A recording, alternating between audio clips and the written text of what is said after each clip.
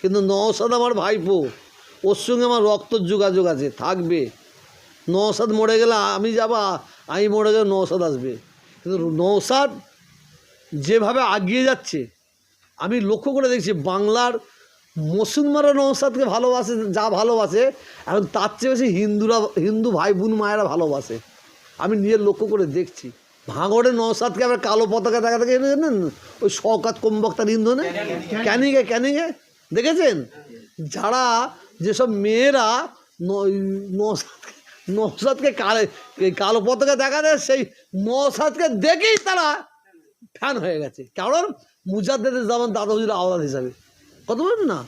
আমি যেটা বলতে চাইছি, গাছ তো নাম কি, ফলই আমার পরিচয়। হুমায়ুন ভাইকে বলবো, আমি ন্যাংরা গাছ, আমি হিমসাগর গাছ, এসব না বলে আপনি কাজ করে যান, আপনার কাজই আপনার পরিচয় হবে। আপনার ভাইপো কি বর্তমানে মুখ্যমন্ত্রীর পদে আপনি দেখতে চান? বাংলার মানুষ দেখতে চাইলে আমি দেখবো। আপনার গর্ব হয় না যে আপনার ভাইপো এত সুন্দর কাজ করছে? কাজের জন্য গর্ব হয়, রাজনীতি করে বলে গর্ব হয় না, ঘৃণা হয়। কাজের দাও কাজের জন্য গর্ব হয়, ভালো কাজ করলে গর্ব হতো। রাজনীতির জন্য আমি গর্ব করি না, কারণ আমার পীর পরিবারে কেউ রাজনীতি করে না। অনেক কথা, দুঃখের কথা আছে, এগুলো না বললে হয়। বাংলার মানুষকে বলবো, ভালো যে কাজ করবে তার পাশে থাকবেন, যে ভালো কাজ করবে। আর যারা মুসলমানদের মধ্যে ধোঁকা দিয়েছে তাদের ছুঁড়ে গঙ্গায় ফেলতে হবে, বলে দিলাম। শওকত মোল্লাকে যদি এমএলএ টিকিট দেওয়া হয় এই 2026-এ, জানি না মুখ্যমন্ত্রী কী করবে, ওটা ব্যক্তিগত ব্যাপার। যদি টিকিট দেওয়া হয়, ক্যানিংয়ের মানুষকে আমি এখন থেকেই বলে দিচ্ছি, ভাঙড়ের মানুষকে আমি এখন থেকে বলেছি, তারা যেন তাদের কর্মস্থানে আগে থাকতে কিছু কবর খুঁড়ে রেখে দেয়।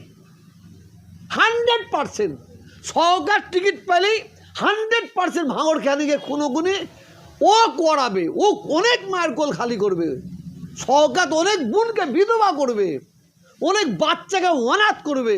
কেন, ও নিজে বলেছে এবারে লড়তে হয়, লড়ে 2-4টা মায়ের কোল খালি হয় হবে, খুন করতে এই মরে যদি তাও মরে যদি শিও, আচ্ছা ও তো নিজে বলেছে। হ্যাঁ, ভাঙড় চাই।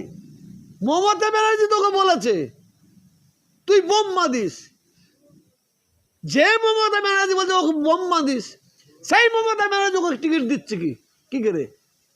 তাহলে এখানে জানতে হবে, মমতা ব্যানার্জি যদি চাই যে ভাঙড়ের মুসলমানরা খুন হোক, ক্যানিংয়ের মুসলমানরা খুন হোক, ভাঙড় ক্যানিংয়ের মুসলমানদের মায়ের কোল খালি হোক, এতিম হোক, যদি চাই তাহলে শওকতকে টিকিট দেবে। আর যদি উনি খুনের রাজনীতি না চাই তাহলে শওকতকে টিকিট দেবে না। আমরা ওই মানুষগুলো বিশ্বাস করবো না। শওকত মুসলমান, না না না, ওই ধরনের মুসলমানকে আমরা চাই না। মুসলমান নামে মুসলমানের কলঙ্ক হবে, সেই মুসলমানকে আমরা চাই না। আমি তো তাই এবারে দাবি রেখেছি, সিপিএম বলছে আমরা মুসলমান দরদি, কংগ্রেস বলছে মুসলমান দরদি, তৃণমূল বলছে মুসলমান দরদি, কত কত দরদি। এবারে সংখ্যা অনুপাতে 125টা এমএলএ টিকিটের পাওনাদার হচ্ছে সংখ্যালঘু মুসলমানরা। দেখি কে সংখ্যালঘু দরদি। সিপিএমকে 125টা দিতে হবে না, 90 থেকে 100টা সিট দিক, কংগ্রেস 90 থেকে 100টা সিট দিক, তৃণমূল 90 থেকে 100টা সিট দিয়ে দেখিয়ে দিক। আজকে এই সরকারের কাছ থেকে মুসলমানরা মুখ ঘুরে নিচ্ছে কেন? বাঙালি হিন্দু, বাঙালি মুসলমান মুখ ঘুরে নিচ্ছে কেন? এটা জানতে হবে, এর কারণটা কি। এর কারণ মমতা ব্যানার্জিকে বলবো না আমি, এর কারণ মমতা ব্যানার্জিকে আড়ালে রেখে মুসলমানদের প্রতি, বাঙালিদের প্রতি অত্যাচার জুলুম হচ্ছে, তার প্রতিশোধ 2026-এ হবে। কিন্তু এই শওকত মোল্লা তো কিছুদিন আগে বলেছিল আইএসএফতে বিজেপিকে ভোট দিন, অনেক সুবিধা পাবেন, কিন্তু সেই শওকত মোল্লাকে অভিষেক দায়িত্ব দিয়েছে ভাঙড়ে জেতানোর জন্য। না, অভিষেক নাম বলেনি,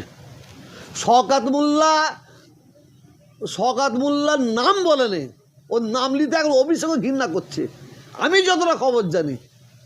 আমি যতটা জানি অভিষেক ওর নাম নিতে ঘৃণা করছে। আপনি নাম নিয়েছে আমি দেখান তো দেখি, 1 লাখ টাকা দেবো আপনাকে, 1 লাখ টাকা দেবো, দেখান, দাঁড়ান ও জবাব দি, দেখান। শওকত মোল্লা এমএলএ টিকিট পায়, এইটাও অভিষেক চাইনি, এই খবরটা দিচ্ছি, অভিষেক চাইনি। অভিষেক বলে যে ভাঙরটা আমার চাই।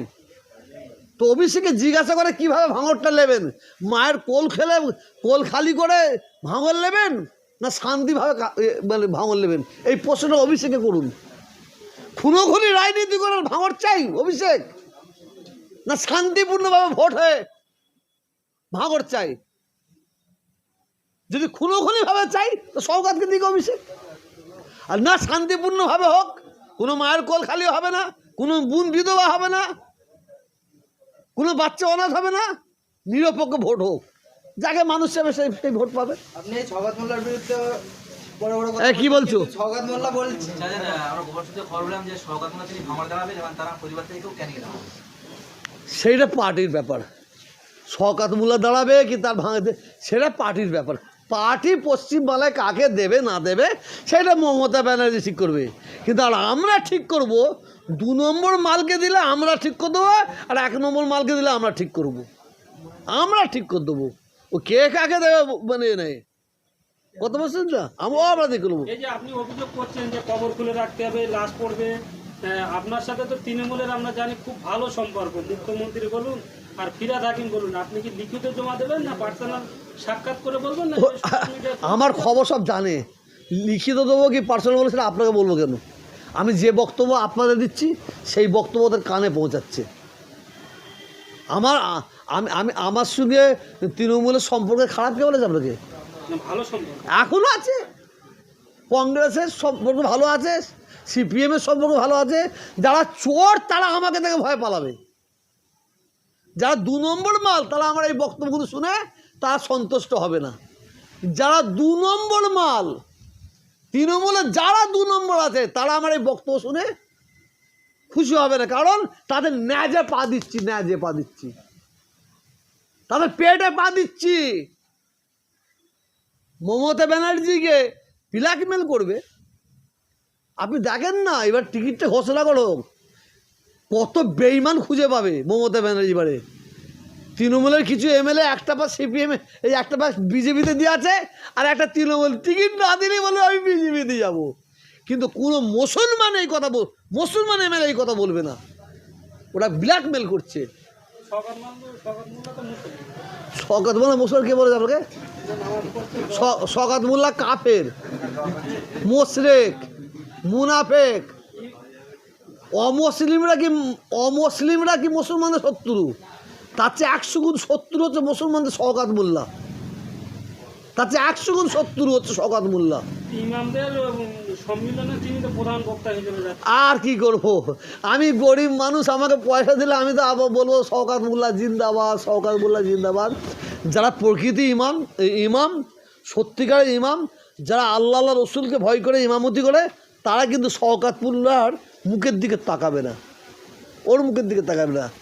আজ কিছু আছে গরিব, আবার কি যারা দেখেন তারা ইমাম তো নয়, আপনি ভুল বললেন।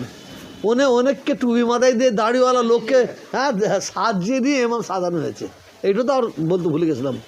আর তারা এসেছিলো আমার কাছে, যারা সাজিয়ে নিয়ে গেছিলো, ওরা বলছে হুজুর গেলাম, আমাদের জোর করে নিয়ে গেল, ওই একটা করে লুঙ্গি আর এসব কী সব দিয়েছে, বলে ওইটা দিয়ে চলে এলো। আর কি বলবেন?